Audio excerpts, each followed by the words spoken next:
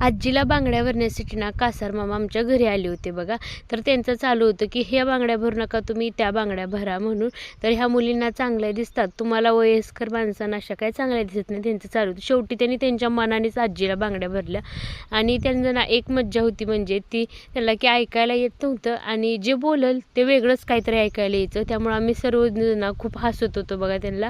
तर वेगळंच त्यांचं काहीतरी चालू होतं, तर आम्ही एक शब्द बोला तर ते दुसरेच बोलायचे, अशी मज्जा झाली. तर जेवणामध्ये छान अशी इकडं अंड्याची भुर्जीसुद्धा बनवली होती, सोबत पालकची भाजी पण बनवली होती बघा.